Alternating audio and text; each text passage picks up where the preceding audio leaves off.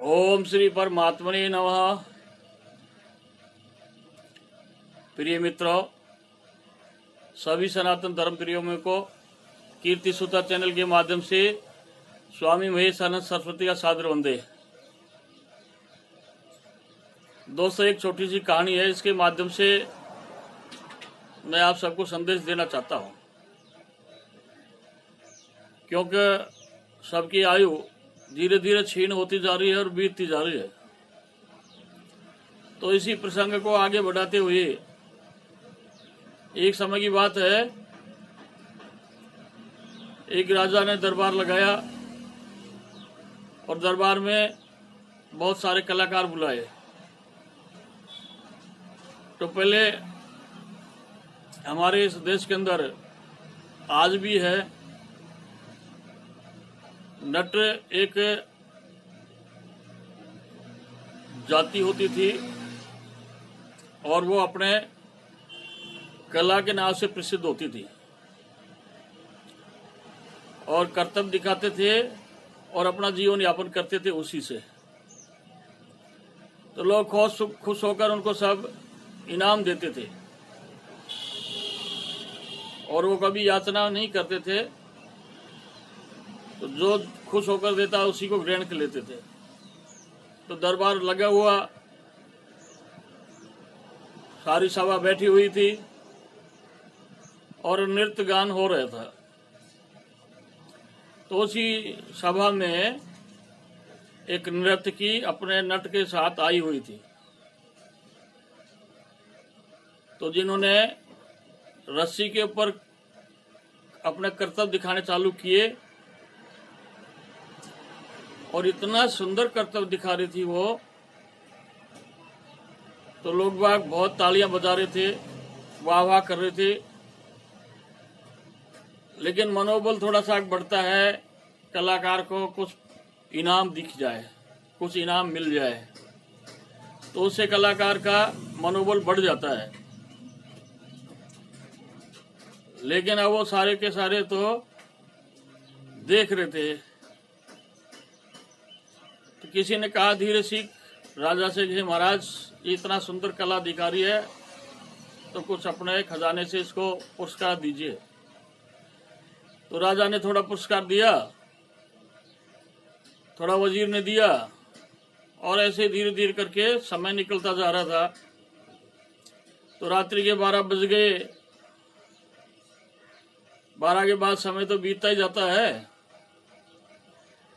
जी तोड़कर मेहनत कर रही थी नर्तकी और अपने अजूबे कर्तव्य दिखा रही थी, लेकिन कोई सराहना नहीं कर रहा था। थोड़ी देर बाद में राजा का गुरु जी आ गए और वो एक सन्यासी महात्मा साधु थे। तो उन्होंने देखा कि राज के अंदर ये आज क्या कार्यक्रम हो रहा है। तो उसने देखा चलो हम भी थोड़ी देर बैठ कर देखते हैं। तो वो भी देखने लग गए। उन्होंने बहुत तारीफ की कला की, क्योंकि कला सामान्य चीज नहीं होती है। चाहे वो कलाकार छोटा हो चाहे बड़ा हो, कला तो कला ही होती है। और आप उसकी थोड़ी सी तारीफ कर दोगे, अच्छी तारीफ करोगे, तो वो कला अच्छी दिखाएगा और उसको बहुत गुड फील, अच्छा फील होगा, महसूस होगा।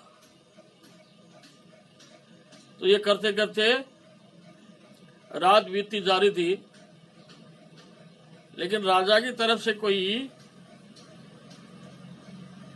प्रोत्साहित या कोई राशि ऐसी विशेष और भेंट नहीं की जा रही थी कि जिससे वो उनका मनोबल बढ़ा सके। और ये सारियों के बीच में सब लोग तमाशा देख रहे थे। तो नटनी ने नीचे की तरफ देखा, नट ढोल बजा रहा था लेकिन थक चुका था। अब वो हारा थका नट एक बार नटनी की तरफ देखे, एक बार ढोल की तरफ देखे। नटनी समझ गई कि थक गया और अब और तो कोई इलाज नहीं है। राजा महाराजाओं का काम बीच में छोड़ नहीं सकते। तो नटनी ने 2 लाइन सुनाई ऊपर से ही, और वो 2 लाइन के अंदर क्या कहा नटनी ने, बहुत सुंदर बात है। ये लाइन छोटी सी की है, हम सबके साथ जीवन में यही हो रहा है, लेकिन हम ध्यान नहीं देते। तो उन्होंने कहा नट से, आखिर नट थोड़ी घनी गई थोड़ी रही, ये भी बीती जाए, थोड़े समय के कारण क्यों कुल के दाग लगाए। ये पतिदेव, अब तो अधिक समय निकल गया, और इस थोड़े से समय के लिए आप हमारे को क्यों नीचा दिखाने की कोशिश कर रहे हो। जो कला की कदर करता है, जो कला को जानता है, वो तो अपना इनाम भी दे रहा है, प्रशंसा भी कर रहा है। जो कला को जानता नहीं, वो क्या समझेगा। तो हे पतिदेव, थोड़ा सा धैर्य रखो, थोड़ी सी हिम्मत रखो। उस बात को साधु की समझ में आ गया, और ये बात सुनकर साधु ने खड़े होकर बहुत तारीफ की, और वहां से कुछ इनाम उन्होंने अपनी तरफ से उन कलाकारों को दी। तो इस लाइन के अंदर जीवन में हम सबके जीवन में जीवन बीतता गया, अब जो बचा है उसको तो भगवान के चरणों में लगा दो। और ये कहानी इस विद्यार्थियों के लिए भी साबित होती है कि क्या है कि परिश्रम करते हैं, मेहनत करते हैं, जो थोड़ा सा समय बचता है उस समय हमें रह जाते हैं, रिजल्ट फेल हो जाते हैं। तो जीवन में कभी हताश, कभी निराश, कभी उदास नहीं रहना है, सदा प्रसन्न रहना है, और कर्तव्य को कर्तव्य समझ के करना है, क्योंकि फल तो परमात्मा के हाथ में है। तो इस कहानी के माध्यम से मैं आप सबको ये बताना चाहता हूं कि जीवन में कभी हताश नहीं हो, निराश नहीं हो, उदास नहीं हो, और जो जीवन बीत गया उसकी चिंता नहीं करें, जो शेष बच रहा है उसकी चिंता कर कर, और जिस कार्य में तुम लगे रहे हो उसको ईमानदारी से लगाओ, आपको निश्चित रूप से सफलता मिलेगी। इसी के साथ आप सबको बहुत बहुत साधुवाद। जय हिंद, जय भारत, जय जय श्री राधे, जय जय श्री राधे।